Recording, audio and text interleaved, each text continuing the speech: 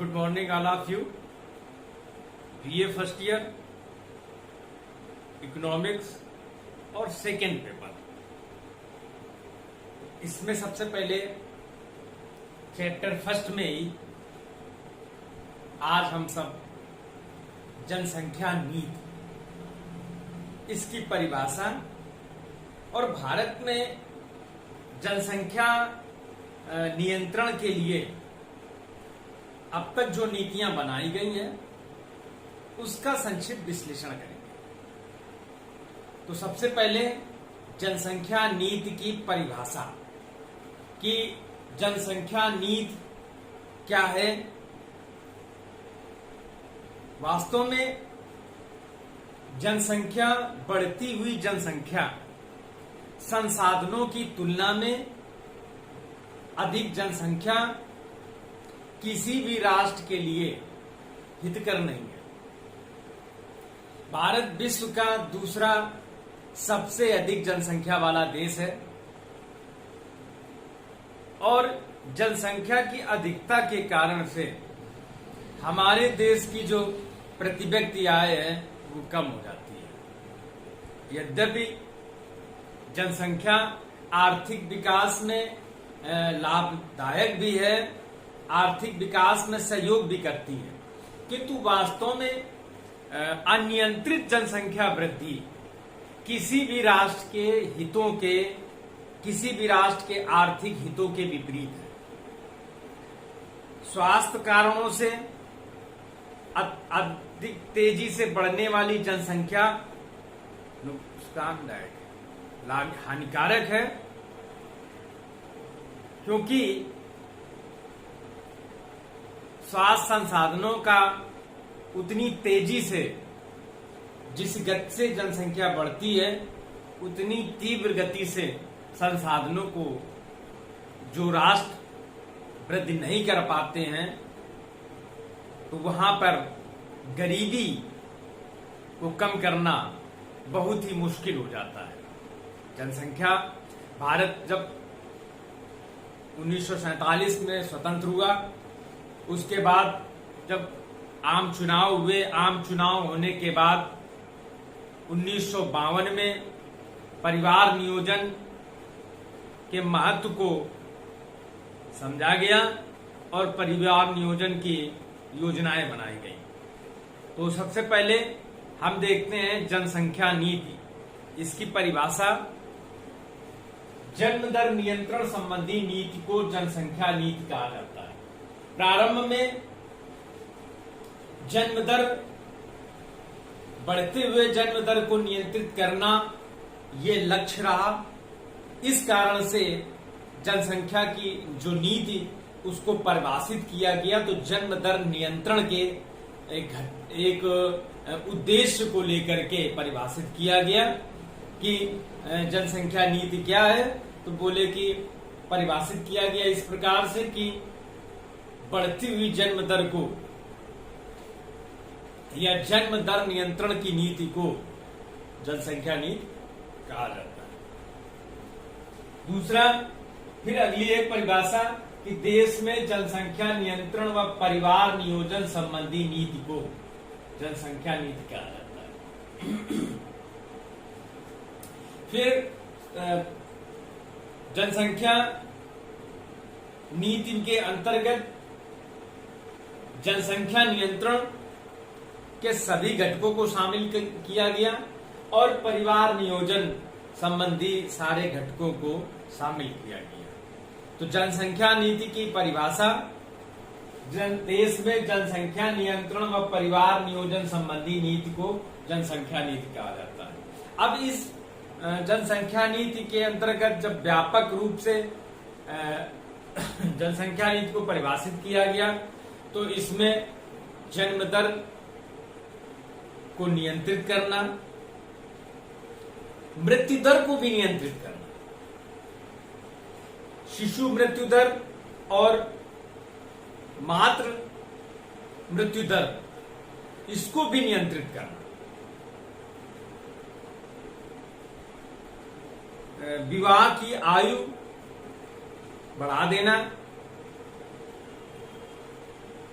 और परिवार नियोजन को प्रोत्साहित करना, ये सभी जनसंख्या नीति के घटक स्थापित किए गए। अब जनसंख्या नीति संबंधी भारत में कार्यक्रम जो चलाए गए, प्रमुख कार्यक्रम, तो पहला कार्यक्रम है परिवार नियोजन कार्यक्रम वर्ष 1952। वर्ष 1952 में परिवार नियोजन कार्यक्रम का शुभारंभ किया गया और इसके कुछ निश्चित उद्देश्य रखे गए। जन्म दर को नियंत्रित करने का पहला उद्देश्य था।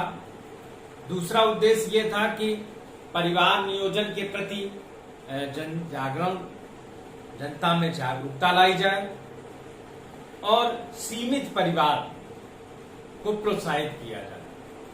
तो इसके लिए प्रचार प्रसार किया गया। छोटे परिवार की लाभ, छोटे परिवार से होने वाले लाभ को समाज में प्रचारित प्रसारित किया गया। दूसरा, गर्भ निरोधकों का प्रचार किया गया कि किन किन उपायों के द्वारा गर्भ के टर्मिनेट किया जा सकता है या उसको रोका जा सकता है, गर्भाधान से रोकना।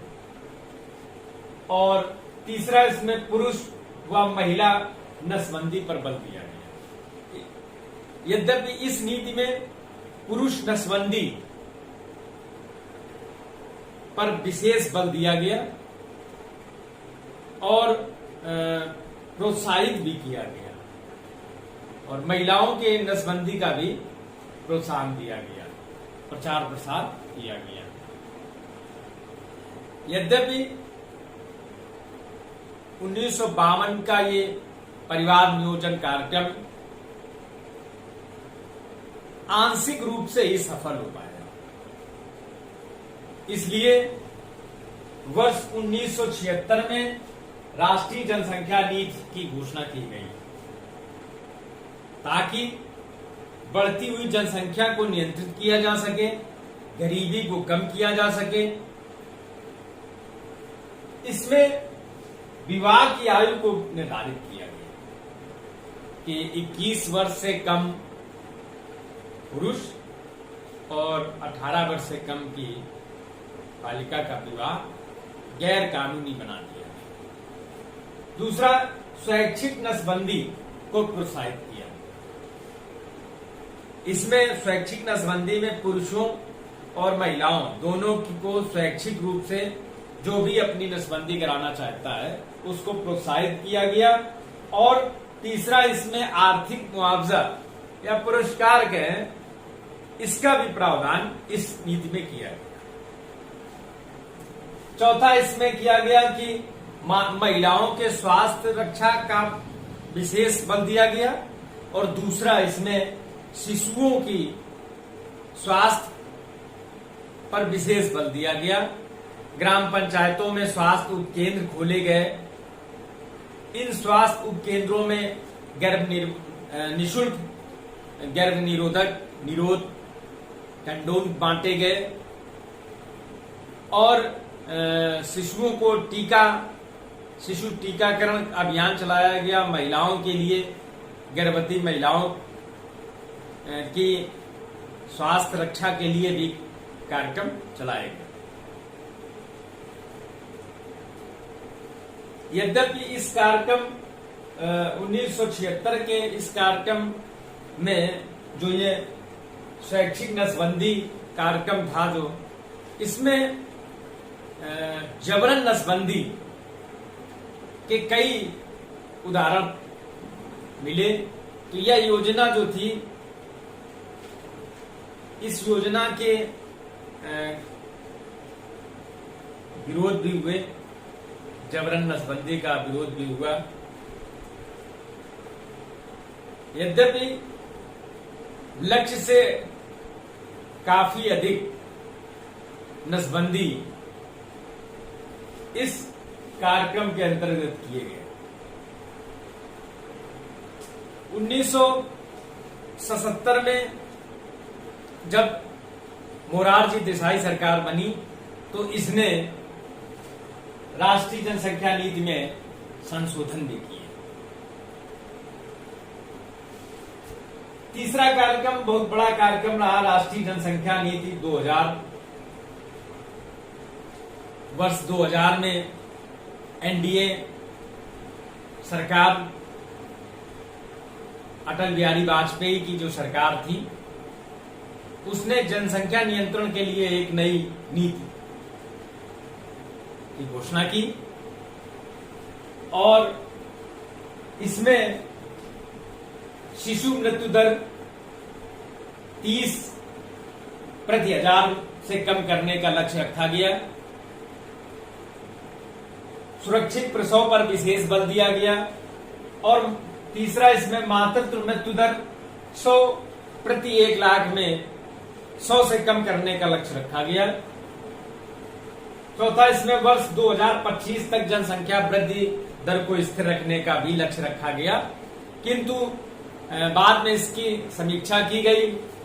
इस नीति में तो जनसंख्या स्थिरता का लक्ष्य जो है 2046 तक का रखा गया। और पांचवा, नसबंदी को प्रोत्साहित किया गया, स्वैच्छिक नसबंदी को प्रोत्साहित किया गया, आर्थिक मुआवजा और पुरस्कार का प्रावधान किया गया। वर्तमान समय में जनसंख्या, राष्ट्रीय जनसंख्या नीति के आधार पर ही जनसंख्या नियंत्रण के कार्यक्रम चलाए जा रहे हैं। तो वार्षिक परीक्षा में शॉर्ट आंसर में कई बार जनसंख्या नीति पर प्रश्न पूछे गए। तो जनसंख्या नीति पर जब प्रश्न आए, पूछा जाए, तो इसके उत्तर में संक्षिप्त रूप से जनसंख्या नीति किसे कहते हैं इसका स्पष्ट कर दें और ये जो 3 कार्यक्रम चलाए गए हैं, इन 3 कार्यक्रमों का विश्लेषण कर दें। धन्यवाद।